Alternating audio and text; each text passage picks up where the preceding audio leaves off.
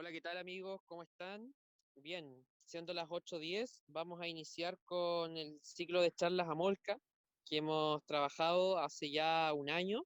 En ese sentido, queremos darle las gracias primero al doctor Julián Díaz Santamaría, que amablemente nos regaló un tiempo sabemos que es muy complicado para él de repente poder estar acá, pero nos va a mostrar su gran experiencia que él tiene en la liposcultura. Y todo esto también soportado por la editorial de libros Amolca, que constantemente nos está apoyando para poder generar estos espacios.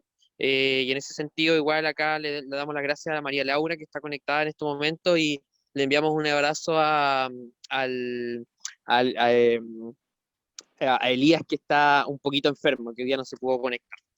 Bien, entonces para ello vamos a presentar hoy día al doctor Julián Díaz Santamaría, ¿cierto? Él es médico cirujano, graduado de la Universidad Pedagógica Tecnológica de Colombia, es miembro de la Sociedad Chilena de Medicina y Cirugía Estética, SOCHIMSE, también es miembro del Colegio Médico de Chile y de la Asociación Colombiana de Cirugía Cosmética, cuenta con maestría en lipocultura otorgado por la Academia Internacional de Cirugía Cosmética, otorgada por el doctor Giorgio Fischer, que es un médico para los que conocen la liposcultura, el que inició todo esto, el doctor Fischer italiano, ¿cierto? Es médico residente de la unidad del paciente clínico, médico quirúrgico del Hospital El Pino, también de la Clínica Cordillera, médico residente de la unidad del paciente crítico del Hospital El Pino y formado parte del equipo quirúrgico como segundo cirujano del doctor Marcelo Fajardo, especialista en cirugía general y bariátrica de la Clínica Bicentenario, y actualmente es speaker de la empresa Tentrex Láser para la tecnología Giga del Box Láser Diodo, además director médico de la Clínica Mediláser de Santiago. Y bien, ese enorme currículum, también avalado por la experiencia que yo conozco de cerca al Julián. Él realmente es un experto en la liposcultura y para nosotros es un honor poder tenerlo acá en este ciclo de charlas para poder mostrarnos un poco su experiencia y cómo se maneja actualmente con sus pacientes. Así que nada, pues bienvenido Julián. Te dejábamos el lugar para mostrarnos tu casuística. Muchas gracias nuevamente. No, pues gracias a ti con esa... ¿A mí me escuchan, verdad? Sí, Te la escuchamos ¿Me escuchamos. perfecto. están escuchando? Perfecto. Listo, no, pues con esa introducción ya me sonrojé. Gracias, Carlos. Bueno, yo fui residente de la unidad de paciente crítico, tengo algún tipo de experiencia actualmente, como estoy realizando mis estudios de cirugía plástica, pues ya hace algún tiempo que no ejerzo en las unidades de paciente crítico, pero sí tuve una enorme experiencia, me enseñó muchísimo y eso fue hace más o menos 4 años.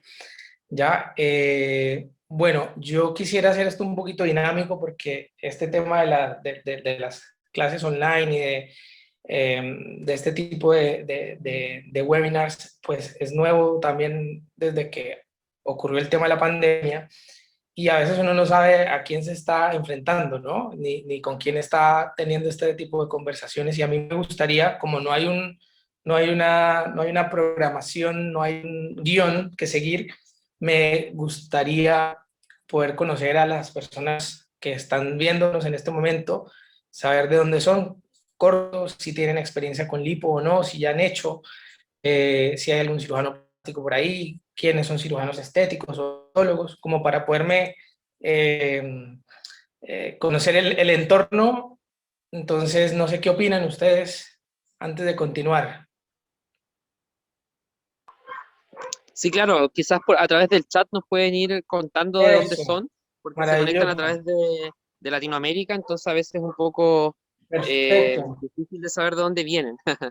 No, no, y de qué país para ver cómo si hablamos chilombiano, colombiano, Claro, claro, para hablar el mismo idioma, ¿no? Así que sería muy claro. grato poder saber, Bueno, yo soy de Chile, claro, de Puerto me Montt. presento, de Puerto Montt. Bueno, ¿quién se No anima? sé ¿Quién se si, anima? Ahí está el doctor. sí, no sé si pueden Está, escribir por el chat a todos los presentes para claro, poder ir viendo sus experiencias, expectativas y quizás algunas preguntas también que podemos ir haciéndole al Julián para hacer claro, más pero enriquecida la charla. sobre todo si han hecho lipo, si tienen experiencia en lipo, con eso vamos enfocando un poquitito más la charla, ¿no? La charla se llama justamente de la teoría a la práctica. Obviamente la idea es conversar o sea, de algunos tópicos importantes de este par de libros que tenemos acá. Yo desde el 2012, 13, el libro de liposcultura de Gasparotti ya lo tengo insertado en la mente, ya es un libro que es un texto obligatorio, ¿cierto?, para los que hacemos lipo.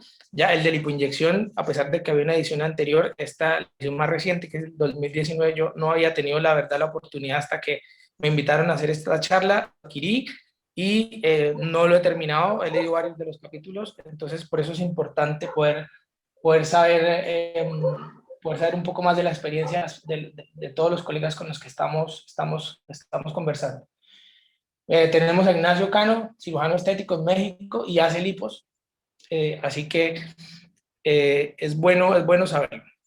Bueno, mientras se les quita la timidez y siguen escribiéndonos, ahí está el doctor Luis, es cirujano general, no tiene experiencia en lipo todavía, pero es cirujano general, así que tiene toda la técnica quirúrgica. Hacer lipos realmente no es difícil, lo difícil es saber cuándo no hacer la lipo, como en todas las cirugías. Jorge Torres, Valencia, España, hace lipo desde hace muchos años, entonces me pone la vara muy alta, doctor, y espero que esto sea un intercambio de conocimientos. ¿Ya? La idea no es dar una clase magistral, sino mostrar la experiencia, y muchos de los que hagan lipos se sentirán identificados conmigo, y los que no han hecho todavía se van a acordar de nosotros. Bueno, ahí seguiremos. Entonces vamos avanzando un poquito. Bueno, como les decía, ya desde hace tiempo yo conocía este libro de Marco Gasparotti, una lectura obligada para los que hacemos lipo, sobre todo por la gran experiencia que nos deja este doctor con la lipoescultura superficial. Y bueno, el doctor Sidney Coleman con la técnica de Coleman, que hoy sigue siendo un gold estándar. Obviamente hay muchas modificaciones de las técnicas de lipoinjerto, pero sigue siendo el gold estándar en cuanto a la recolección, el refinamiento y la inserción de los lipoinjertos. Al principio debo confesarles que tenía un poco de miedo cuando Carlos y cuando la editorial me invitaron a hacer esto, porque dije, bueno, hay varias cosas, entre ellas una, y que para mí ha sido una limitante, y yo soy muy respetuoso de los rangos, ¿cierto?, en esto de la medicina, y es que yo les decía, oye, pues yo todavía no soy cirujano plástico, me estoy formando, y seguramente no le va a caer muy bien a los cirujanos plásticos que yo haga una presentación de este tipo. Sin embargo, pues también eché hacia atrás un poco y avalando un poco mi experiencia, avalando un poco los casos que he tenido, la formación que he tenido específica, dije, ¿por qué no? Si realmente tengo la experiencia, tengo la casuística y tengo varias historias que contar. Y leyendo un poquito el prefacio, perdón, se me fue el prefacio del libro de lipoinyección de Sidney, pues me encontré con esto. Y dice que este texto está dirigido a cirujanos plásticos, cirujanos generales, otorrinos, cirujanos maxilofaciales, ginecólogos. Un saludo muy especial a mi esposa, que es ginecóloga, que está escuchándome en este momento. Ortopedistas, biólogos y cualquier profesional en el campo de la medicina que esté interesada en el injerto de grasa y la medicina regenerativa. Claramente, esta no va a ser un momento para hablar de medicina regenerativa. No soy la persona con la mayor capacitación en este ámbito de la medicina regenerativa. Después les voy a hacer una sugerencia para invitar a un colega que sabe mucho, es el doctor Raúl Ríos Ritter, de medicina regenerativa. Él es ginecólogo, también hace cirugía estética hace muchos años, pero él sí que sabe de medicina regenerativa aquí en Chile. Entonces, leyendo este prefacio, yendo hacia atrás un poquitito con el tema de la experiencia y cuántos años ya llevamos en esto, dije, bueno, hagámoslo y conversemos un poco, que es la idea, ¿no? Para hablar de historia de los hitos en la medicina, en la cirugía estética, hay que remontarse muy atrás, y aquí hay muchas disputas, hay muchas acusaciones entre los maestros de la cirugía estética de quién fue el primero y quién dijo, yo fui el primero que hizo lipo. Yo tuve el placer, la fortuna de formarme, hacer mi maestría con el doctor Giorgio Fischer y Pierre Fournier, que son grandes hitos y referentes a nivel mundial, y de hecho el doctor Fisher asegura que él fue el primero en realizar liposucción con cánula Roma y con fines estéticos en Italia, ¿no? Ahí está en una foto con su papá, el doctor Arpad Fisher, quien era cirujano plástico, y el doctor Giorgio Fisher, que es cirujano, es ginecólogo de profesión, no plástico y reconstructivo. Y ahí está uno de los boletines, el primer boletín de la Academia de Cirugía Cosmética, en donde él hace el reporte de sus casos. Si nos vamos un poquito antes, perdonarán mi francés, Charles Dugeria, él en 1921 fue fue el primero, de hecho, que hizo lipo con fines estéticos en una modelo. Desafortunadamente no le fue muy bien. La paciente fue en 1920, si no estoy mal, tuvo una complicación, una gangrena en la pierna de la paciente y finalmente falleció. Y aquí está el doctor con su mesa ortostática. Los que han hecho lipo saben que hay una manera de hacer lipo ortostática que no es muy amigable desde el punto de vista técnico para el cirujano, pero que en teoría y para el paciente es mucho mejor. Pero en la práctica es bien complejo hacer una lipo ortostática. Bueno, ustedes ven aquí al doctor Yves Ilou, el doctor Ilou, varios libros de cirugía plástica y reconstructiva lo catalogan como el inventor de la lipoescultura.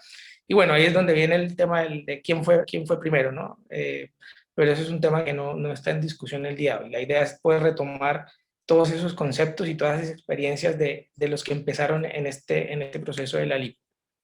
Y un innombrable, un nombrable, obviamente, porque a él se acuña el término de lipoescultura, que es el doctor Pierre Fournier, un cirujano plástico y reconstructivo francés, que también tuve la fortuna de ser uno de sus pupilos.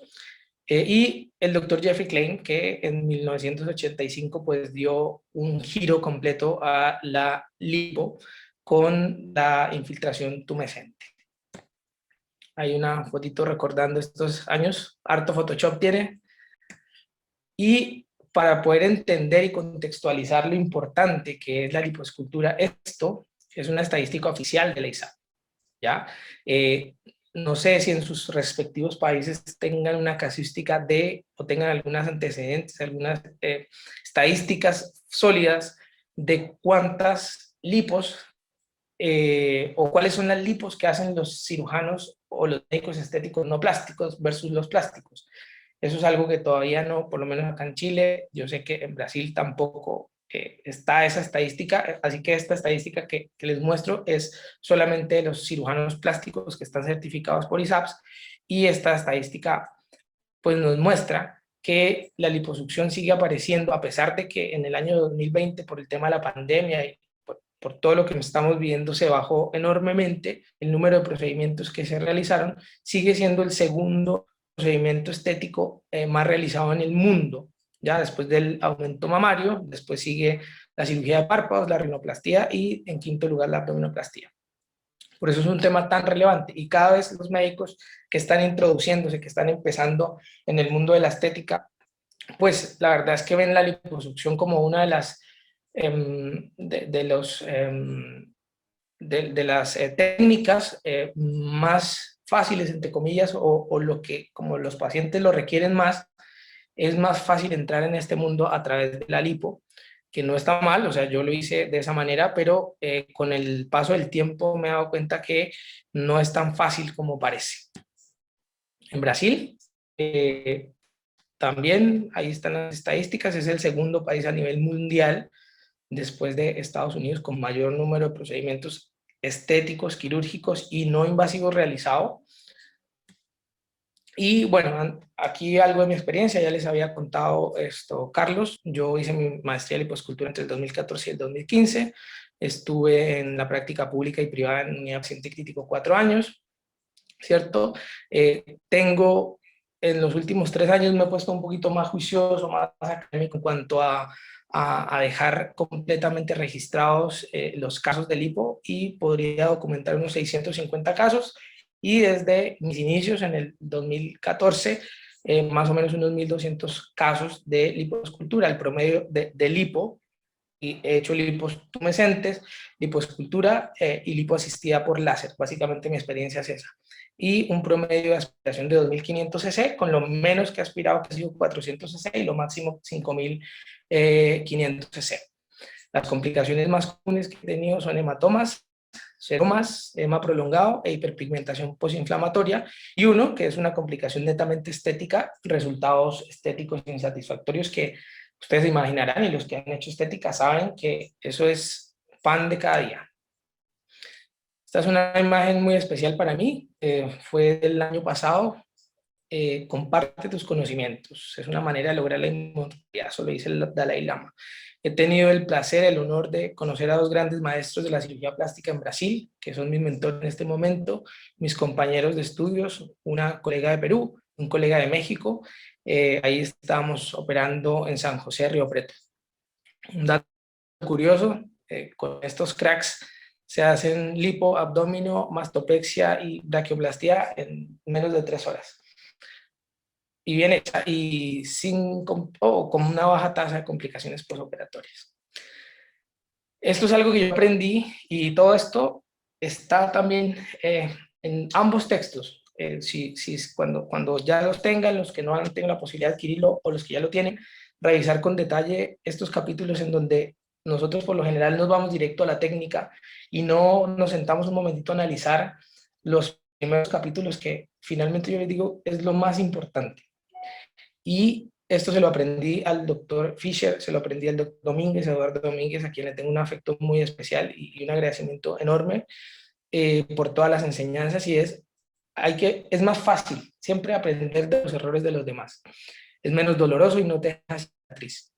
Seguir los pasos como corresponde. Estudiar, formarse, la práctica, que es la que hace uno cuando está aprendiendo, cuando está en los cursos, cuando está en su formación, su capacitación, y la experiencia, que es la que uno tiene con los pacientes. Uno no practica con sus pacientes, sino adquiere experiencias.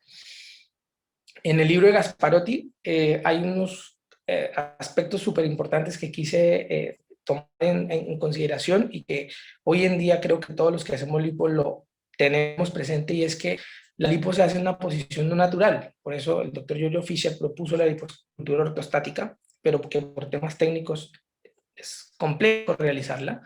Empezando por la mesa ortostática que uno debería tener, ¿cierto? Tratar dos lados del cuerpo que a menudo son asimétricos, y eso aplica no solamente para la lipo, sino para las mamas, aplica para la cara, etc.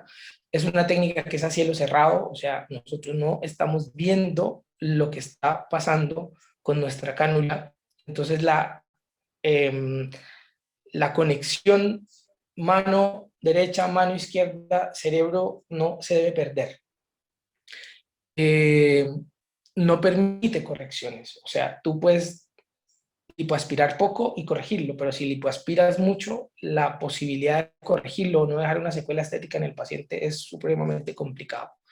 Uno de los problemas más grandes, sobre todo para las personas que están empezando, es que se confían de que es una técnica que es fácil, relativamente se ve fácil, y no aprenden de las reales indicaciones de una lipoescultura, o no se las saben indicar al paciente, o lo que nos pasó a muchos, o los que hemos empezado en esto en algún momento, pues necesitamos pacientes, necesitamos empezar a operar, necesitamos empezar a hacer nuestro camino, y no somos muy selectivos con los pacientes, y eso pues por lo general no termina muy bien.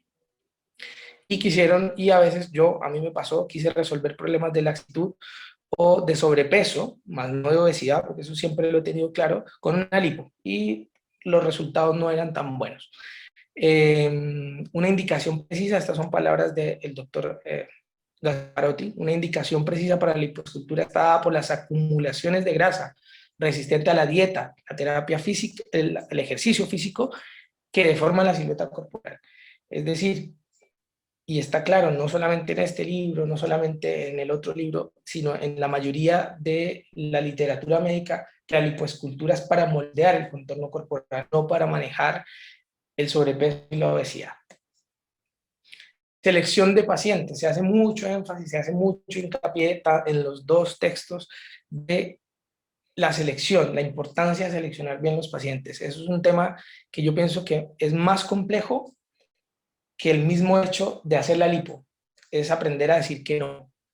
Es un tema que es muy difícil, no solamente desde el punto de vista muchas veces económico para nosotros que nos dedicamos a esto, sino cómo le digo que no a la paciente sin hacerla sentir mal, sin que vaya a salir a las redes sociales y decir que yo le dije gorda. En fin, hay una serie de cosas que cuando uno está sentado frente al paciente, debe pensar rápido y debe asumir el reto de decir, no, prefiero dormir tranquilo, no voy a tener un buen resultado estético, no es el momento. Sabemos también los que nos dedicamos a la estética que estamos llenos de pacientes con trastornos dismórficos, trastornos del estado del ánimo. En estas latitudes, en América Latina, es uno de los países que más trastornos depresivos tiene, más pacientes con utilización de medicación antidepresiva tiene. Hay muchos pacientes que están polimedicados con estos medicamentos para estos tratamientos. La gente fuma muchísimo. Hay consumo, igual que en la mayoría de países de América Latina, consumo de drogas que se vuelve un problema. Pacientes muy jóvenes, ¿cierto? Que vienen con sus papás y que sus papás son los que básicamente ven el defecto en ellos y quieren que lo corrijamos nosotros.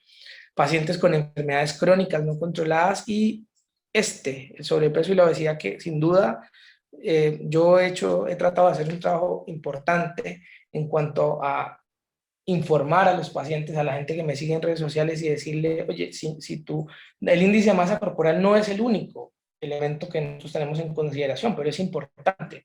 Está demostrado que un paciente con un índice de masa corporal mayor a 28 tiene 3, 4 veces más riesgo de tener una complicación anestésica, una complicación quirúrgica, el riesgo cuando sacas más de 5 litros de grasa, el riesgo de que tengas un tromboembolismo pulmonar, los pacientes más de 3, 4 horas en pabellón que te hagan una hipotermia, o sea, la posibilidad de tener complicaciones se va aumentando gradualmente a medida que tú no le haces caso a todas estas red flags que te dicen, no, a este paciente no hay que hacer el hipo. Entonces, es difícil decir no, pero siempre hay que considerarlo. Aprender a decirle a los pacientes, no hoy, tenemos que esperar, hay que hacer ciertas modificaciones en tus hábitos, tenemos que hacer ciertos ajustes en tu metabolismo y luego lo hacemos. Entonces, yo he tenido pacientes que me han llegado al preoperatorio, pacientes diabéticas tipo 1, con su bombita de insulina, todo perfecto, con hemoglobinas glicosiladas en 9.8, por ejemplo. Pacientes que a pesar de que están en tratamiento psicológico o psiquiátrico, llegan con su pase operatorio o el psiquiatra dice, ¿sabes qué? La paciente todavía no está completamente controlada, hay ciertos aspectos que debo tratar, la tratan 4 o 6 meses más, empiezan a decrecer la dosis de los medicamentos y finalmente terminan haciéndose la lipo. La mejor condición física del paciente también, ¿no? Hay pacientes que esperan hacerse la lipo para después empezar a hacer ejercicio. Oye, ¿por qué no empiezas a hacer ejercicio primero, cierto? Un par de meses y luego nos vemos para hacer tu lipo.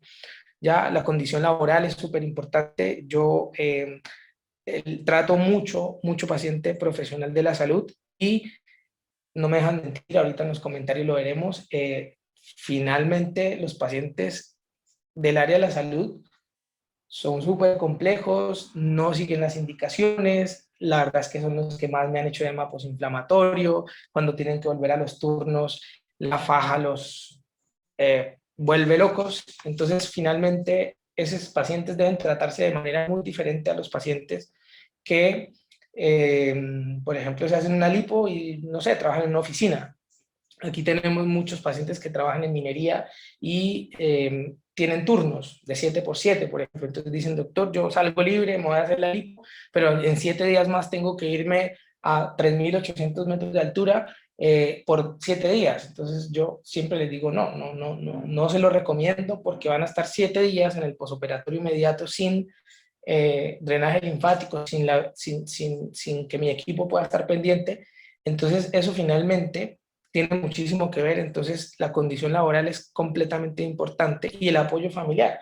He tenido pacientes que llegan con la mamá, la abuelita, la tía, hasta el perrito, y pacientes que a pesar de que se les dice, oye, no puedes salir de la clínica sin acompañante, resulta que no le dijeron a nadie, se vinieron solos y después se vuelve un lío porque no tienen quien los cuide la primera o segunda noche. Entonces todo eso lo vemos siempre ya como protocolo acá en la clínica dentro de la evaluación preoperatoria de un paciente que se quiere hacer una liposcultura conmigo.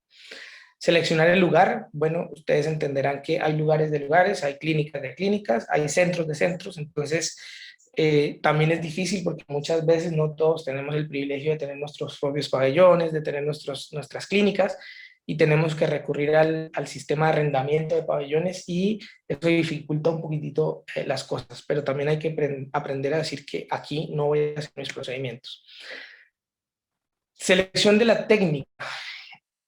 Uno debe acomodarse dentro del marco de la técnica y de la teoría y de todo lo que uno ha estudiado, debe acostumbrarse y debe saber que no está mal que uno modifique las técnicas, así otros llevan 20 años haciéndola, siempre y cuando uno se sienta cómodo, haga bien y no le haga daño al paciente, es válido ir perfeccionando las técnicas de otros o las mismas de uno. Yo no infiltro igual, no lipoaspiro igual que hace 3 años o hace 2 años incluso. Cada vez uno le va agregando cosas, y a medida que va conociendo más gente que se dedica a esto y que tiene más experiencia que uno, todavía se siguen cambiando algunas cosas en cuanto a lo que uno hace adentro en el pabellón. La infiltración. Hay que tener mucho ojo. Ambos libros hablan de diferentes técnicas de infiltración. Jeffrey Klein, yo creo que hoy en día muy pocos usamos la técnica, usamos la tumescencia de Klein, sino la Klein modificada. Y la Klein modificada va desde usar un poco menos de lidocaína, o usar un poco más de bicarbonato, o incluso hay estudios de unos doctores en Argentina que usan en la solución tumescente ácido tranexámico. Los respaldos son estudios pues, serios, con pocos pacientes, pero que muestran algún beneficio de usar ácido tranexámico, por ejemplo, en la infiltración, para procedimientos faciales, por ejemplo. ¿Por qué pongo ahí ojo con los errores en la infiltración? A mí una vez me pasó en una clínica externa que la persona que estaba a cargo, y desde ahí modifiqué mis protocolos, la persona que estaba a cargo de preparar la infiltración, ya en vez de aplicarle epinefrina al lactato Ringer, le puso atropina. Claramente, pues nosotros empezamos a hacer el procedimiento, y lo único que logramos sacar, a pesar de que esperamos la latencia, 10, 15 minutos esperamos, salía sangre, sangre, sangre, sangre, sangre. Tuvimos que parar, mirar qué había sucedido. Esta persona se quedó callada, no dijo, oye, me equivoqué, pasó esto. Entonces estuvimos como 20 minutos perdiendo el tiempo, y oye, ¿por qué sangra? ¿Por qué sangra? El anestesiólogo le puso ácido tranexámico hasta que se nos ocurrió, esto fue hace como 5 años, yo creo, que nos mostraran la ampolla, y pues le habían puesto atropina a la solución de Klein. Entonces, desde ahí, nosotros, mi equipo, mi arsenalera que trabaja conmigo ya hace unos años, si la persona que está ahí no la conocemos, incluso cuando conocemos y estamos trabajando mucho tiempo, le pedimos que nos muestre lo que le va a poner a la infiltración. No, hay profes que le dicen a uno, tú mismo prepara la infiltración. El problema es que como uno pues, tiene que vestirse y todo este tema, dejarla, y eso está demostrado, la adrenalina pierde efectividad, es muy fotosensible. Entonces, si tú preparas la infiltración 20 minutos antes de infiltrar el paciente, pues ya pierde la capacidad de vasoconstricción, que es lo que al final necesitamos. También hay unos colegas, hay unos textos, incluso libros de texto, que muestran que el cirujano infiltra al paciente, o sea, hacen el lavado del paciente, no ponen campos, no ponen nada, y con unos guantes estériles infiltran primero, luego se lavan al paciente, y ahí empiezan la lipoaspiración. Hay formas de hacerlo, yo no lo haría así porque ahí se corta desde mi punto de vista la asepsia y la antisepsia, que es vital en estos procedimientos. La infiltración, o sea, la técnica que use, la técnica seca ya no se usa, la técnica húmeda no mucho, desde mi punto de vista la que más se usa en la experiencia que he tenido es la superhúmeda, y en algunos casos la tumescente, ¿no? La relación debería ser 1:1 en la superhúmeda y 3:1 en la tumescente. Claramente la tumescente debe dejarse para casos en donde uno priorice la anestesia local o zonas bien localizadas del cuerpo para tratar. no podemos hacer una técnica tumescente a un paciente que tiene anestesia espinal y vamos a sacar el contorno corporal, ¿no? Tendríamos que infiltrarle 9 litros para sacarle 3 y nada que ver. Las cánulas. Yo tengo mi cánula preferida. Yo me imagino que los colegas que ya hacen lipo tienen su cánula preferida. Es importante, claro que es importante, es la herramienta de trabajo. Hay colegas que usan cánulas 6, hay colegas que usan cánulas 5, 4, en espiral, Mercedes, Cobra. Da lo mismo mientras uno sepa manejarla. Yo varias veces he intentado cambiar las cánulas con las que me acostumbré y siento que no me va tan bien. Hay unas cánulas que son muy cortantes, los pacientes sangran mucho, uno tiene que definir si usa la cánula cortante al principio o al final, dependiendo de lo que uno quiera, porque si la usas al principio vas a generar mucha hemorragia desde antes de empezar la lipo. Hay colegas que dicen, no, a mí me da un poco de risa porque ellos mismos se engrandecen diciendo, no, pues yo hago una lipo de 1 hora, ¿cómo te vas a demorar 3 horas, días haciendo una lipo? Y pues yo les digo, bueno, ¿cuántas pacientes tienes que retocar?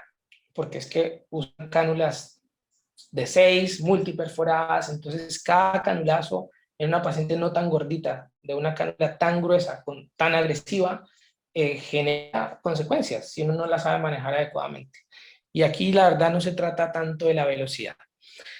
El sistema de aspiración también es súper importante, pero pues, ¿qué pasa? El doctor Fournier sacaba 50 cc de grasa en 10 a 15 segundos. Cuando yo lo conocí, ya con 86, 87 años, y eso daba gusto verlo sacar. Yo no uso traba con una jeringa de 50 y tengo dormido el dedo en 10 segundos. Entonces, pero hacer una lipoextracción pequeña con jeringas de 10, de 20, sería lo ideal, según la técnica de Coleman, pero práctico no es, ¿ya? La asistencia de tecnología, siempre, o sea, no hay que cerrarnos a la posibilidad, o sea, los profes le dicen a uno, no, el que hace la lipo es uno, la mano, y eso es indiscutible, pero la tecnología de verdad que ha tenido, o sea, ha venido a sumar, y los que usamos algún tipo de tecnología, sí nos hemos dado cuenta en realidad de los cambios que genera utilizarla versus no utilizarla. Obviamente tiene, como todo en la vida, tiene sus pros, sus contras. La experiencia que yo tengo y mi curva de aprendizaje ha sido con láser. No significa que el láser sea el mejor, ni significa que el baile, no. No solamente depende del jinete, sino del caballo, sino del jinete también. Ya que tiene muchísima experiencia con Baser. De hecho, los estudios clínicos realmente son más con Baser que con láser. Pero uno va haciendo su experiencia también. Entonces, después llegó la tecnología Renuvion y todo, no, que Renuvion. Y bueno, yo conozco colegas que han usado Renuvion y dicen, sí, en casos seleccionados, algunos pacientes, hay que hacer curva de aprendizaje. Yo les cuento que cuando yo empecé a hacer láser, yo la verdad los 2 primeros años pensé que había perdido la plática del láser. Yo veía que los resultados eran igual, las pacientes se moreteaban igual, los resultados en cuanto a la retracción de la piel eran iguales que si fuera una lipo tradicional. Y ya estaba a punto de desistir cuando dije, bueno, me voy a arriesgar un poquito más y lo hice y empecé a ver los beneficios que no había visto antes. Entonces al final me di cuenta que yo no sabía manejar el láser y que por eso no me funcionaba. Yo tuve hace muchos años, tuve una quemadura en una paciente, le hice una quemadura en el brazo, haciéndole una lipoláser de brazo. Afortunadamente, por eso la relación médico-paciente es esencial, es fundamental, y ahí ocurrieron una serie de cosas. O sea, uno, en ese momento había usado una fibra óptica de 800 micras y se me había dado porque había visto en un congreso en Argentina que estaban haciendo cánulas con la salida de la fibra y además lipoaspiración al mismo tiempo. Entonces yo dije, pucha, puedo ahorrar algo de tiempo si voy pasando el láser y voy lipoaspirando al tiempo. Claro, tal vez no era la zona adecuada, ¿cierto? No había mucha tumescencia, yo estaba sacando el buffer, que es la tumescencia, y le imprimí la misma cantidad de energía que en un brazo que tuviera la tumescencia completa. Entonces generé una quemadura importante en la paciente que dejó una secuela estética. Afortunadamente la paciente me lo perdonó, y bueno, quedó esa experiencia y la verdad desde ahí nunca más volví a usar el láser con aspiración al mismo tiempo, sino que dije, hay un tiempo para el láser, tengo que considerarlo dentro del tiempo quirúrgico y luego hago la lipoaspiración de manera no tradicional, porque no podemos usar la misma presión, no podemos usar las mismas cánulas, ¿ya? Así que, bueno, eso les cuento. Los cuidados posoperatorios inmediatos, también he aprendido que uno, no sus asistentes, uno es el que tiene que estar encima de los pacientes, encima, no literalmente, claro, sino muy pendiente de la evolución de la faja, de si orinó, si no orinó, porque eso es lo que marca la diferencia entre un resultado médico bueno y que obviamente sus pacientes se sientan respaldados por el médico que los trató. Los cuidados posoperatorios tardíos, el equipo es fundamental. Yo he tenido varias personas que me han colaborado en el posoperatorio y aún sigo, me sigue colaborando Lucy, que es una kinesióloga de muchos años de experiencia, que finalmente, bueno, se quedó conmigo y que los dos hemos tenido una experiencia enorme en cuanto al manejo posoperatorio de nuestras pacientes. Y no olvidar a los pacientes, no hacerle la lipo y que listo, le hago el control del mes y chao. No, nosotros como experiencia de cambio, que es nuestro lema, le ofrecemos a los pacientes un seguimiento que va hasta incluso los 6 meses. Esta foto me da un poquito de nostalgia, esto fue en el 2013, empezando el 2014, mi primera lipoláser solito. En esa lipoláser estaba Paula, que es mi arsenalera y que claramente ella sí se dio cuenta. Yo llegué así todo chacho, como decimos en Colombia, todo sobradito, y dije, no, que la lipoláser, que el láser con anestesia local. En esa clínica estaban súper temerosos de hacer lipos con anestesia local, porque parece que habían tenido muy malas experiencias. Entonces todos estaban apostando que mi paciente iba a levantar a gritos la clínica y que pues iban a tener el anestesiólogo, iba a que terminar poniéndole una mascarilla para poder tratar a la paciente. Y en este caso hicimos una infiltración con la técnica tumescente, con sedación endovenosa, claramente, había un anestesiólogo ahí, y pudimos hacer, bueno, no fue ni tan tumescente, porque yo le infiltré yo creo que como 3.000, 3.500 y saqué 1.700 y en esa proporción. Así que en ese momento dije, bueno, para hacer mi primera lipoláser solo, la paciente además quedó muy bien. La verdad es que estuve buscando fotos, tengo un montón de fotos, no encontré el post, pero les puedo asegurar que quedó bien. Seleccione su equipo de trabajo, eso es indispensable, es fundamental, un equipo que sea capaz técnicamente, con experiencia profesional, de confianza y que sea inteligente emocionalmente. Muchos de los errores que yo durante todos estos años trabajando en otras clínicas, con otros doctores, me daba cuenta es que los equipos no eran inteligentes desde el punto de vista emocional, habían problemas sin resolver y no hay nada que le haga más daño a un médico cirujano, a un médico estético, que su equipo de trabajo haga comentarios delante de los pacientes como, uy, no, esta no quedó tan bien, o uy, al doctor que le estará pasando que las está dejando así. Y yo muchas veces fui testigo presencial de comentarios de cosmetólogas, esteticistas, kinesiólogas que hacían este tipo de aseveraciones del trabajo de sus jefes y que finalmente yo decía, esto ya destrozó la confianza de la paciente con el doctor. O sea, si su equipo habla así del médico, ¿qué nos espera? Puntos relevantes. Bueno, yo voy a poner aquí, puse una parte, yo recibo muchos mensajes de pacientes que se han hecho minilipos, que se han hecho procedimientos con otros colegas y hacen este tipo de comentarios, ¿no? Yo no he perdido nada de peso cuando yo subo mis historias, quedé suelta. Yo siempre les digo a las pacientes, oye, la lipo no es para bajar de peso, pero, perdón, yo no tengo paciente que por lo menos siga las indicaciones posoperatorias, que después de una lipoescultura, sea asistida o no asistida por láser o con microaire, no haya tenido una pérdida de peso entre 2 y 7 kilos de peso, hablando al seguimiento a los 6 meses. O sea, he tenido pacientes que han perdido 10 kilos, 11 kilos, de hecho tuve una que perdió 14, yo le dije, oye, ¿te estás enfermando? ¿Qué está pasando? Pero por lo general sí pierden peso. Yo siempre les explico, no se confundan, la lipo tiene algo que ver, pero más tienen que ver otros aspectos, porque nosotros en el paquete les incluimos el cuidado nutricional, el inicio de la actividad física cuando les permitimos hacer deporte. Entonces, muchas pacientes, y es una cosa que yo me he dado cuenta, mira el tremendo comentario que hace el colega, dice, sí, pasó que todo un grupo que nos operamos con el mismo AUC necesitamos retoques.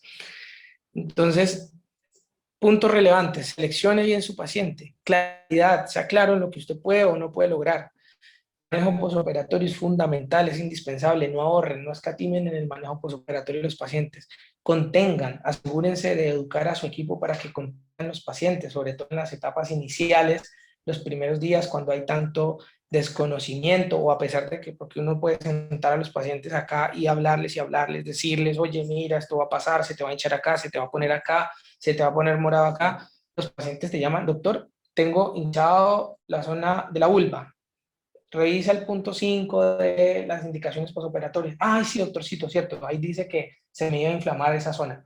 Entonces, hay que tener un equipo que esté entrenado, un equipo que contenga a las pacientes y sobre todo un equipo que sepa lo que va a pasar en el posoperatorio, que no se angustie igual que la paciente cuando a la tercera, cuarta semana le aparezca una fibrosis por acá o le aparezca un edema que no tenía por acá, que le aparezca alguna zona que no se vea perfecta. Los pacientes quieren verse perfectos a las 3 semanas y eso es imposible.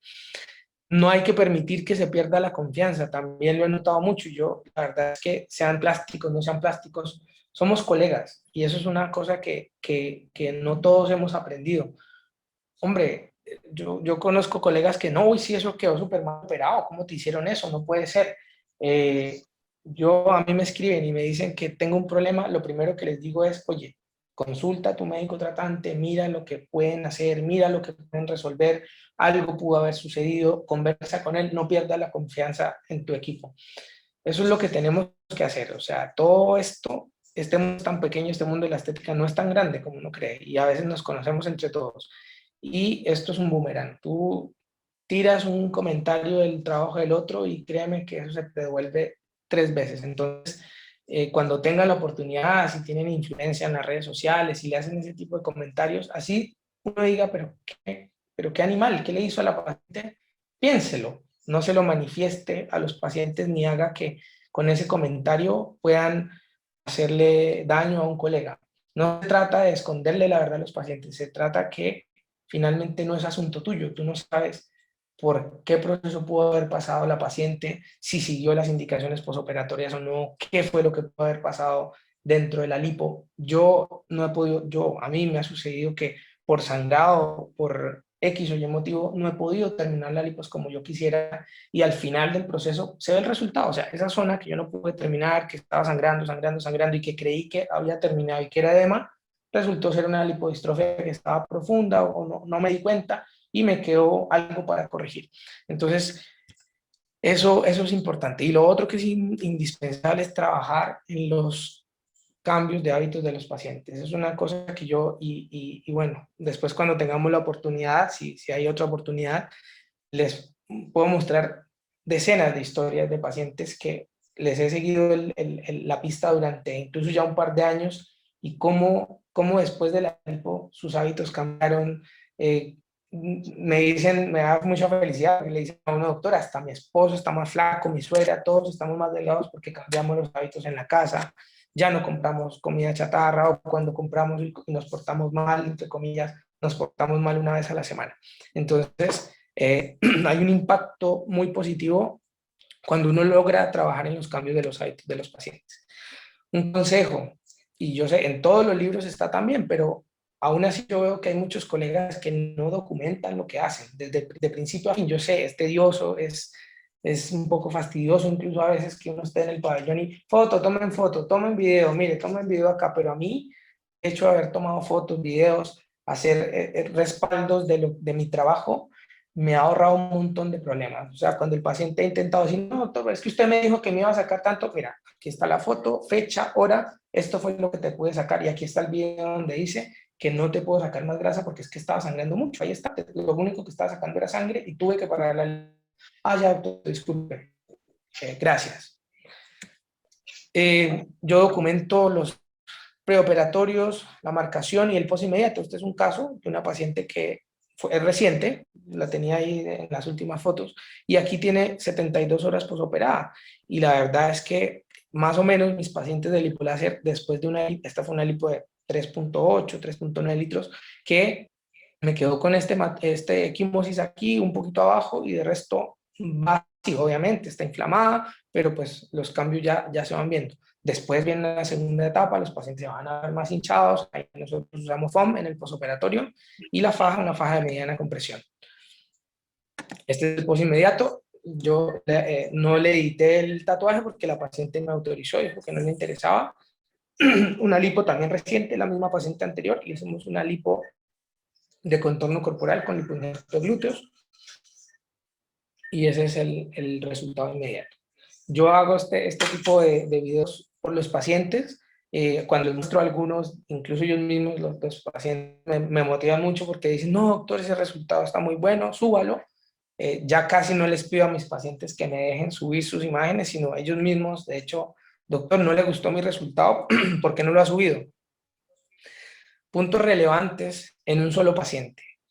Una cosa que yo he aprendido también en estos años es, y sé que los que han hecho lipoescultura, han hecho lipo o hacen en medicina estética, también se han dado cuenta, y es que hay ciertas cositas, hay ciertas red flags, yo le llamo, de los pacientes que te van diciendo, este paciente puede ser conflictivo, este paciente no va a quedar conforme, este paciente, desde prácticamente, ni siquiera necesitan entrar a la consulta para uno darse cuenta, es desde el llamado, desde la solicitud de la hora, que tú ya, y en eso es importante tu equipo, tú empiezas a darte cuenta, oye, este paciente conflictivo. Y yo antes no los evitaba y dejaba pasar como muchas cosas antes, y me pasó una vez que yo ya estaba a punto de entrar al pabellón y dije, ¿en qué me estoy metiendo? ¿Por qué voy a operar a esta mina si no es el tipo de paciente que yo quiero para mi posoperatorio? Y la verdad es que una serie de factores, a pesar de como esa corazonada que tenía, eran detalles pequeños, pero eran varios detalles. Finalmente hay millones de cosas en las que tú piensas en ese momento y dices, ya bueno, no, vamos, no está en riesgo la paciente, vamos a sopesar esos detallitos porque tiene más cosas buenas la paciente. Me metí, la paciente quedó súper bien, pero una paciente que estuvo como 6 meses aquí, sin razón desde el punto de vista objetivo. Entonces desde ahí afiné un poquitito más mi aparato de selección de pacientes, y a pesar de que eso indiscutiblemente va a bajar el volumen de cirugías que hagas, aumenta la satisfacción del paciente y de uno, y la tranquilidad y lo rico que es llegar uno a la casa, poder ver a su familia, poder ver a sus hijos, a su esposa, y saber que se puede uno acostar tranquilito porque hizo las cosas bien. Entonces la verdad es que yo sé que es un poquito medio sentimental la cosa, pero es una realidad quitarse esas cargas. Y desde que tomé esa decisión me ha fallado el radar un par de veces, pero ya no es tan frecuente. Es importante saber a qué se dedica el paciente, cómo llegó a uno, cuál fue el proceso preoperatorio, cómo fue el post inmediato, el inmediato, la satisfacción del paciente al mes 3, al mes 6, porque estos casos, por ejemplo, este es un caso de una paciente que como 8 meses después y con 4 kilos más dice que pues no era el resultado que esperaba y que yo pude haberle sacado más grasa. Como yo soy una persona medio TOC, entonces yo sí dije, pero yo la documenté, hice el PINS test antes, después, el lipoinjerto, pasando el láser, en el post inmediato, el PINS test posterior. Y bueno, según mi PINS test no te podía sacar más y según la tabla no te podía sacar más. Y pues para una paciente que no hace actividad física, que no se alimenta adecuadamente, un resultado de estos a los 10 meses es súper bueno. Ella tiene unas expectativas y ahí es donde viene unas cosas de la expectativa del paciente, otra cosa de la expectativa de uno, pero y documentar todo desde el principio, desde el mes 1, paciente autorizada a hacer ejercicio, control de los 2 meses no vino, control de los 3 meses vino, llegó tarde y le pregunté si hacía ejercicio y no hace ejercicio y no come bien porque es que no tiene tiempo. Control de los 6 meses, un poquito mejor, pero igual no hace ejercicio, no come, todo documentado. Y 8 meses después aparece diciendo que no está conforme con el resultado y que quiere hacerse algo más y que no le parece justo que tenga que pagar, pero finalmente uno con todos estos, toda esta evidencia, no hay nada que temer. Si tú haces bien las cosas y documentas todo, eso te puede favorecer. Ahora, si lo haces mal y lo documentas, pues también puede ser usado en tu contra, ¿no? Bueno, hay otro mensaje, otro paciente que se había hecho una abdominoplastía y que cuánto tenía que esperar para hacerse una lipo. Entonces mi pregunta es, pero esa pregunta, ¿por qué no se le hizo al colega que lo operó? Estas pacientes muchas veces están buscando que uno diga, no, sí, no, ven para acá, que yo te arreglo ese problema que te dejaron. Tristemente, pero sí hay colegas que hacen eso hoy en día. Bueno, Carlos, quisiera saber si hasta este momento hay alguna pregunta, no sé, a ver, participen, ¿me están escuchando? Doctor, por acá María Laura, sí lo estamos escuchando. Por acá teníamos a alguien que había alzado la mano, quería hacer alguna pregunta. Loreto Borges estudió enfermería en Chile, que yo también me interesa todo lo que sirve. Ya. Sí, ese es un comentario que teníamos por allí. Vamos a ver, ¿alguien más tiene alguna pregunta que quiera hacer? ¿Seguimos entonces? Sí, doctor, yo creo que podemos continuar. Ya no falta mucho. Bueno, hágalo bien, evite reintervenir, ¿cierto? La habilidad definitivamente es algo que viene con el tiempo. La lipo es como una primera impresión, no hay una segunda oportunidad para generar una buena primera impresión. Recuerde que siempre pueden surgir situaciones imprevistas en el pabellón, a pesar de que, por ejemplo, nosotros dentro de nuestros protocolos tenemos la evaluación médica, el control preoperatorio, la evaluación preanestésica, a pesar de que todos nuestros pacientes son ASA 1 y 2, 1 sobre todo, los anestesiólogos ven a las pacientes unos días antes de la intervención, a la 1 o 2 semanas antes de la intervención. Todo esto, obviamente hacemos nuestro checklist preoperatorio también allá en la clínica, pero surgen cosas. Otra anécdota que nos pasó hace como unos 6 años con un colega anestesiólogo venezolano, muy amigo que quiero harto, es que estamos haciendo, pues hace 6 años yo la verdad tenía solo 2 de experiencia, entonces todavía me faltaba training, todavía me faltaba hartas cosas, y bueno, el miedo haciendo una lipo sigue siendo, a mí todavía voy a hacer una lipo y me pienso un poco en todo lo que puede salir mal y hago toda una recapitulación de lo que voy a hacer, me planifico y pienso también en lo que podría salir mal y cuándo parar. Así que es un ejercicio que hago a diario y la verdad, claro, algunos podrán pensar que es TOC, pero ese TOC me ha funcionado. Esa vez estábamos haciendo una lipo en una paciente que nos había visitado una ciudad cercana y eso, ojo, no fue un tema quirúrgico, fue un tema anestésico. La paciente creo que se había hipotensado por la espinal y el anestesiólogo le indicó a su técnico de anestesia que le pasara efedrina a la paciente, 1 o 2 cc de efedrina. Y yo no sé qué estaba pensando el técnico, era un técnico hombre, y le pasó 2 miligramos de adrenalina endovenosa directa a la paciente. Yo estaba haciendo mi lipo y de repente pues la paciente sangraba y sangraba y sangraba, pero lo que más a mí el alma se me puso, creo que ahí me descompensé porque yo le toqué el abdomen a la paciente y de repente estaba durísimo, como una tabla realmente. Y no, yo dije, ¿qué hice? ¿Dónde me metí? ¿Cómo no me di cuenta? ¿Por qué está saliendo tanta sangre? Yo me imaginaba, yo dije, pero porque yo cuando hago una lipo siempre hago todavía el ejercicio, digo el codo pegado, no puedo levantar el codo, pero duré haciéndome daño como 3 minutos porque yo dije, perforé a la paciente. Fue de verdad que es un miedo que lo invade a uno. Y yo decía, pero no, pero yo no levanté el codo, pero no salió nada diferente a grasa, esto empezó a hacer. Entonces yo miré, se me ocurrió levantar la cabeza y el anestesiólogo me estaba mirando. Entonces le dije, oye, algo pasa, ¿no? Yo no perforé a la paciente, estoy seguro de eso. Entonces se quedó mirándome y me dijo, tranquilo, yo lo resuelvo.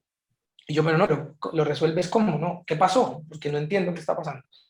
Hasta ese momento yo no sabía de ese evento adverso que había ocurrido. El anestesiólogo hizo ahí unas cosas, no sé ni qué le habrá pasado al paciente, me dijo para un momento y vuelve a filtrar un poquito con una clay modificada y déjame que yo lo manejo. Lo cierto es que la paciente, bueno, obviamente la paciente taquicárdica, empezó a sangrar por varios puntitos, pero finalmente me dijo, puedes seguir. Yo ya estaba ahí, ya me temblaba la mano. Bueno, finalmente pudimos terminar, me invitó a almorzar y bueno, me contó lo que había sucedido. Entonces pero ¿por qué no me dijiste en ese momento? No, pues porque como eres tú, vas y matas al técnico y suspende la cirugía, pero yo lo podía manejar y lo manejamos. Entonces hay muchos errores, hay muchas cosas que pueden ocurrir cuando tu equipo de trabajo, tú puedes hacer las cosas bien, quererlas hacer bien, pero si no tienes un equipo de trabajo de confianza, pasan ese tipo de cosas. Desde ese momento ese doctor solamente dejaba que ciertos técnicos pasaran los medicamentos. De resto se quedaba él ahí y él pasaba los medicamentos. Desde ahí también les pedí a mis colegas y les dije, mira, si tú quieres hacer una lipo conmigo, te pido por favor que te quedes desde que empezamos hasta que salgamos. Si acaso cuando le estemos dando, le hayamos dado vuelta a la paciente y estemos poniendo en los campos o lo que sea, ahí sal, toma un café, vas al baño, pero necesito que estés al lado mío siempre. Si no es así, prefiero llamar a otro. Y bueno, ahí les cuento uno de los grandes sustos que he pasado. Bueno, este es un paciente joven, muy simpático, un paciente con un índice de masa corporal normal, con una lipodistrofia leve en el abdomen superior, moderada en el abdomen bajo. Le hicimos una lipo láser muy buena, o sea, realmente el paciente quedó súper bien. En esa oportunidad yo cambié de cánulas, ¿saben? Estaba estrenando una cánula 5 o 6, muy perforada, con unos hoyitos pequeñitos, pero que eran bien filosos. Pero eso sacaba grasa, quedaba a gusto, o sea, en menos de 15 minutos ya había sacado, en 10 minutos ya había sacado 1,5 litros. Paciente perfecto, todo bien, le pusimos su faja, se fue para su casa y el paciente por la tarde me llama y me dice, oye, pues no me duele nada, estoy bien, pero me asustó un poco porque estoy súper moreteado, mira cómo, bueno, los testículos, todo se le puso con esa equimosis por todos lados, un paciente que claramente tenía todos sus parámetros básicos solicitados en lo quirúrgico, en los laboratorios bien, y el paciente pues de esto pasó a esto a los, creo que un año más o menos pasó, y la verdad es que los dos quedamos un poquito inconformes con cómo se veía el abdomen inferior, y yo la verdad al palparlo le palpaba un poquitito de lipodistrofia, le hice una eco con un eco portátil que tengo y la verdad sí se veía un poquito, pero el paciente no estaba tan inconforme como yo con el resultado. Yo era el que decía, oye, ¿sabes que podemos mejorar ese resultado? El paciente, no, pero yo me siento bien, pero bueno, si lo podemos mejorar, vamos, adelante. Entonces yo dije, oye, con este buen resultado, pero decidimos igual reintervenir anestesia local, sedación en el pabellón menor, y si pisi, dije yo, 1 horita de procedimiento, nos vamos para adentro. Bueno, el paciente se fue para su casa, y como a las 2 horas de haber ido para su casa me manda ese video. Y yo, válido, oye, corre para la clínica, nos vemos en la clínica, ¿qué fue lo que pasó? ¿Cierto? Llamamos a la anestesióloga otra vez, le di una sedación profunda y bueno, tremendo hematoma que tenía este hombre, le drenamos como 1,000 y tanto, le dejé los drenajes, el paciente evolucionó muy bien. ¿Qué pasó aquí? Y bueno, y ahí les voy a contar, este paciente, un paciente joven, que yo, por un tema mío, yo procuro no hacer evaluaciones online, pero era un paciente que venía de más o menos 5 horas de Santiago, un paciente que joven, que solamente se iba a tratar los flancos, ese era su ingreso. Yo le dije, oye, mira, la parte del abdomen, no, doctor, yo eso lo puedo bajar, pero los flancos nunca. Ah, ya, perfecto, le hice sus exámenes, nos vimos como 3 veces online, y yo le dije, mira, la verdad es que yo hasta no ver los pacientes de manera presencial no les hago lipo, pero pues en tu caso, tratando de facilitar las cosas, de no poner tanto problema, dije, ya, listo, nos conocemos el día de la cirugía. Eso sí, te pido por favor que llegues el día anterior para que conversemos, para mirar el tema de la faja, ¿cierto? Ya que pues tú traes tu faja, te ponemos una faja de 3 bandas y todo ok. Bueno, el paciente por la noche llamó y dijo que no había alcanzado a llegar, que iba a llegar en la mañana, porque su pabellón estaba para las 10 de la mañana. Entonces viajó desde su ciudad como a las 4 de la mañana, llegó al pabellón y llegó al pabellón sin la faja. Entonces yo, pues, violentando un poco mis reglas, dije, pucha, es que me dijo, no, doctor, si quiere voy y la compro y vuelvo. Y yo dije, no, mientras este man va por allá, no sé dónde, acá en Santiago, que hay tráfico, vamos a empezar el pabellón a las 3 de la tarde. Entonces dije, no, ya, mira, hagamos una cosa, hagamos la lipo, te vamos a poner una compresión nosotros acá mientras tú consigues una faja. Ese es como el tercer error ya cometido. Y bueno, cuando el paciente se va, me dice, ya doctor, no hay ningún problema, yo me pongo la faja de 3 bandas y me voy para la casa. Yo, perfecto, se va para la casa. Bueno, resulta que irse para la casa fue que el hombre me mintió y no se fue para la casa en Santiago. Viajó 5 horas de vuelta, ¿cierto? No manejando, según él. Y yo lo llamé por la noche, oye, ¿cómo estás? ¿Cómo va todo? Y me dice, doctor, bien, pero me duele un poquito un lado y siento más inflamado un lado que el otro. Y me manda esta fotografía.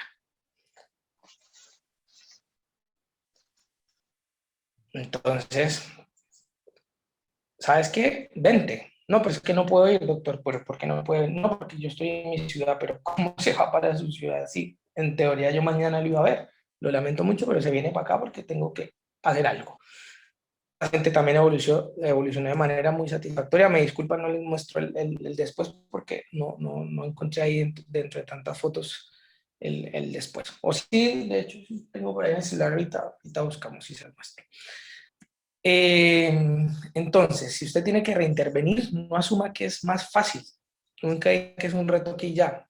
Si el paciente está conforme, déjelo quieto, no se ponga usted a inventar cosas, tampoco trate zonas que no conversaron con el paciente y siempre vigile mejor el posoperatorio. Mi culpa es que ese día que esos 2 pacientes hicieron el hematoma, no creo que haya tenido, yo les decía a mi equipo que la única responsabilidad ahí era mía. ¿Por qué? Porque uno, el primer paciente, él prácticamente no quería hacerse el retoque. Yo como que lo llevé a, oye, se puede mejorar el resultado, no te va a valer mucho, o sea, de hecho el hombre pagó los insumos y nada más, y terminó en tremenda complicación que incluso hoy en día para el paciente sigue siendo un tema porque hizo fibrosis, obviamente, al meter la cánula para drenar, quedó con cierto grado de fibrosis, no quedó peor que antes, pero sí lo ha complicado en varios aspectos. Gracias, afortunadamente es un paciente de mucha confianza, un paciente que sabe que no lo hicimos con ninguna mala intención y que hemos estado ahí para él, y pues no hay ningún drama con él.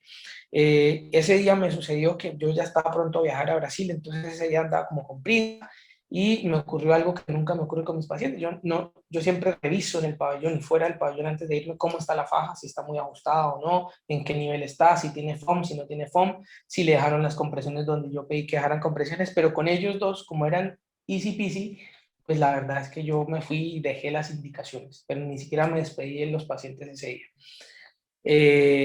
Fue una enseñanza enorme porque pues de todas maneras así uno sepa que es una complicación pequeña, que uno la puede resolver, que nadie se va a morir por eso, igual te genera angustia, te genera mucha angustia, y también es aprender a hacer, a reconocer que ese tipo de cosas nos pueden pasar a todos, pero una complicación de este tipo es como cuando un avión se cae, no es por una sola razón, o sea, hay una serie de hechos que llevan a que ocurran esas cosas.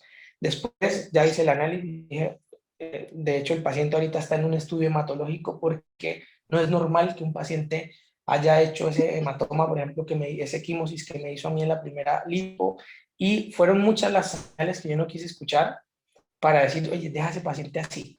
El otro paciente, por ejemplo, debía haberle dicho, no cumpliste las indicaciones, ¿sabes qué? Te quedas hoy, traes tu faja y te opero mañana, o te opero más tarde, pero yo por varias razones dije, no, tengo que salir de este paciente porque si no después tengo que echarlo para adelante, y bueno, tomé una mala decisión y ahí estuvo el resultado.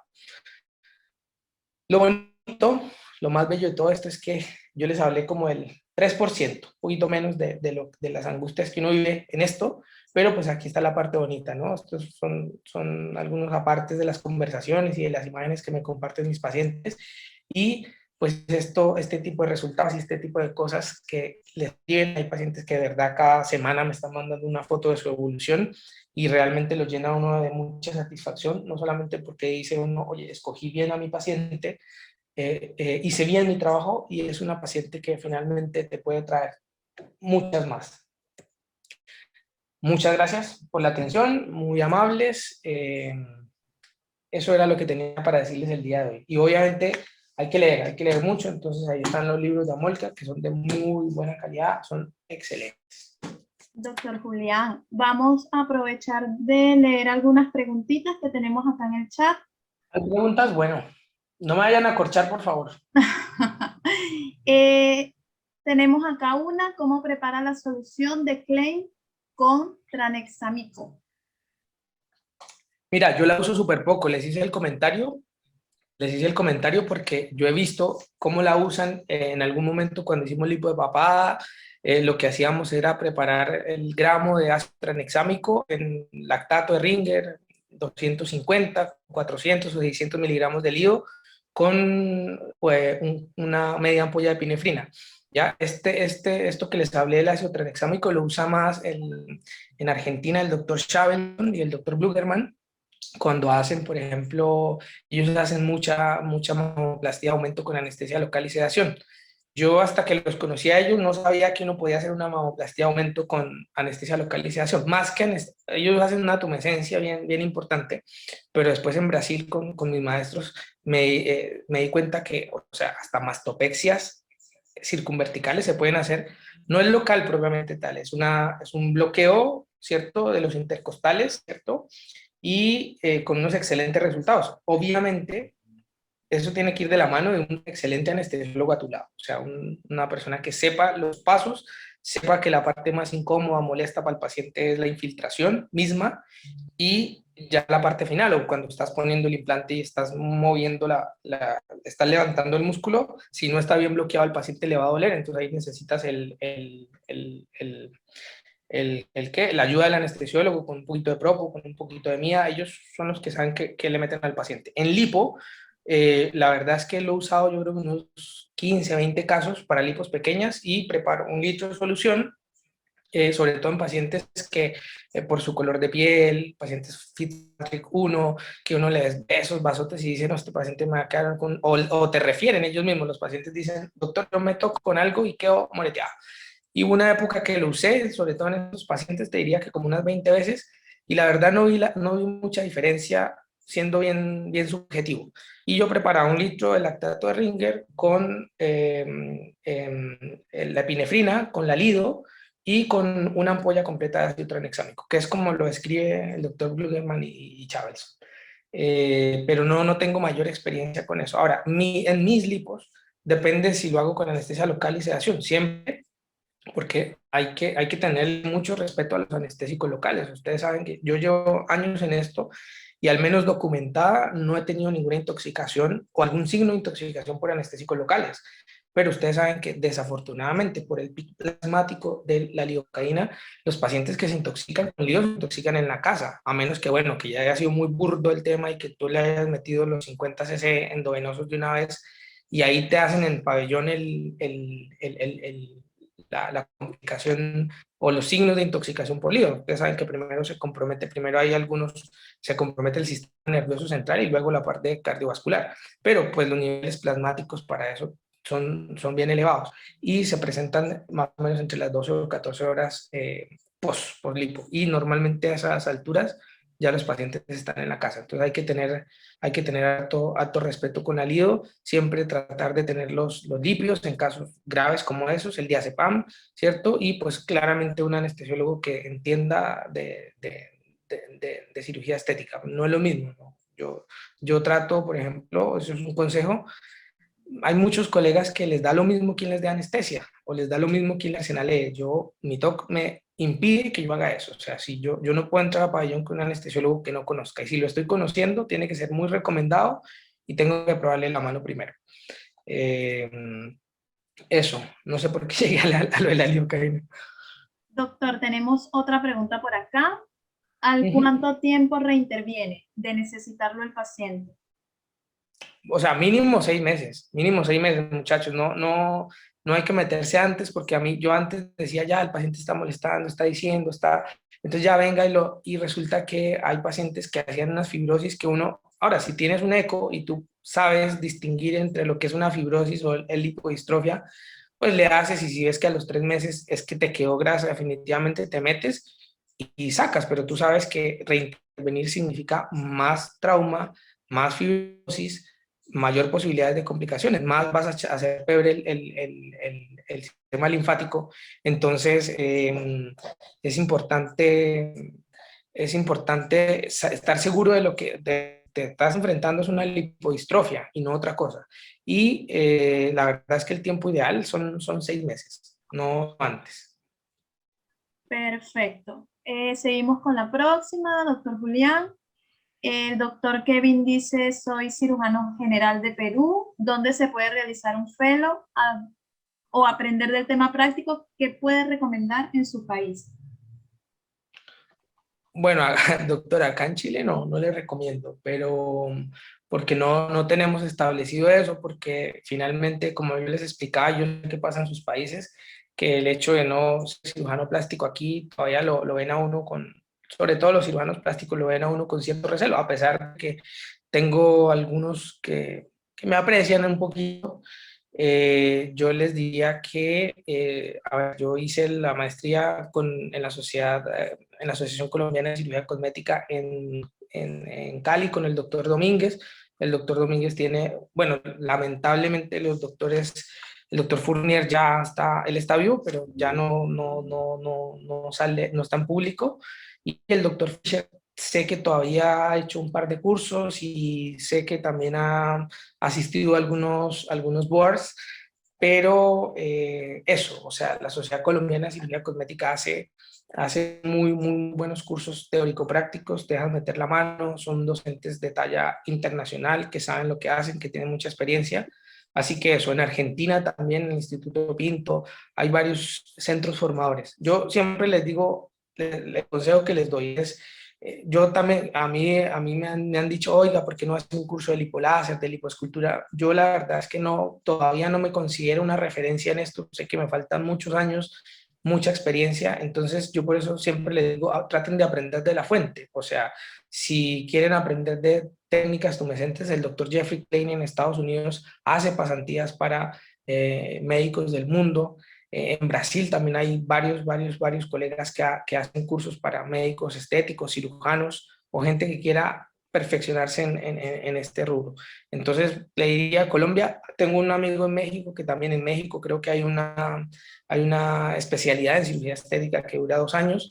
Entonces, es cuestión de averiguar y de preguntar a otros colegas. Súper. Hay una pregunta del doctor Ignacio. Dice, ¿utiliza tromboprofilaxis en todos los pacientes? ¿Y qué medicamentos y dosis utilizan? Ya, no, a ver, en cirugía estética, en cirugía plástica, utilizamos la escala de Caprini, ¿no?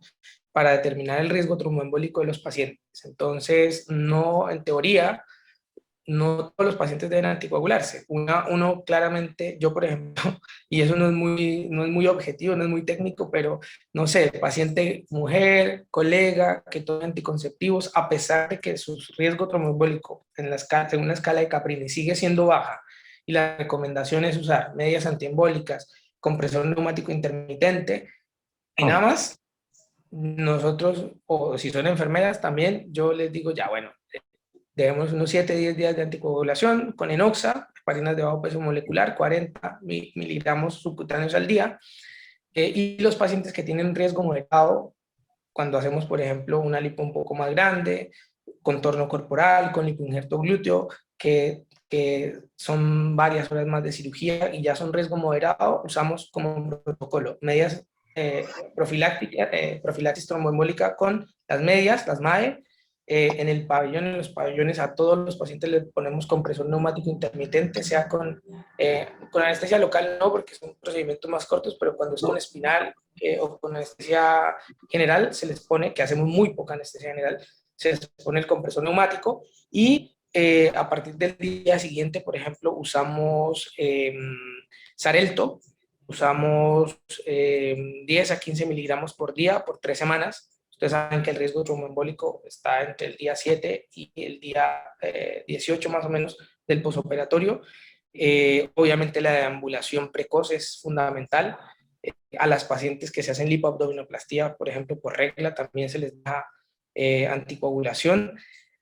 Lo ideal es que se usen heparinas de bajo peso molecular en dosis profilácticas, 20, 40 miligramos al día subcutáneas por 2 semanas, pero no es muy práctico para los pacientes, es complejo por el tema de estarse pinchando, y están pues estos anticoagulantes orales que son seguros, pero que tienen el problema que si se les va la mano a los pacientes o se equivocan que pasa mucho, los pacientes se equivocan, así sean gente estudiada, se equivocan tomándose las pastillas, no tenemos cómo revertirlos. Ese es el problema de los anticoagulantes orales nuevos. Súper, doctor, yo creo que no tenemos más preguntas. El doctor Avendaño tuvo problemas con el internet, por eso se tuvo que retirar. Es que estaba en el campo el hombre. Sí, parece. sí, me dijo, entonces le costaba mucho tener señal de internet. Estabilidad, ya. Sí. Bueno, entonces cualquier duda, cualquier inquietud que lleguen a tener, con muchísimo gusto, ahí María Laura les puede pasar mi correo. Mi correo es medico@drjuliandiaz.cl, en Instagram @drjuliandiazsantamaría. Y bueno, cualquier cosa que duda que lleguen a tener, con mucho gusto. Insisto, estoy transmitiendo una experiencia de años, pero sé que los colegas que ya hacen lipo disculparán. Me hubiera encantado escucharlos también para saber su experiencia. Súper. Por acá la doctora Mildred dice muchas gracias, buena charla. Vale, doctora, un Doctor, abrazo. muchísimas gracias por acompañarnos. Con muchísimo gusto. Ojalá se repita algún día. Sí, esperemos que se repita nuevamente. Bueno, que estén muy bien. Igual, buenas noches a todos. Chao, doctor. Buenas noches a todos. Chao, chao. Chao, chao. Chao.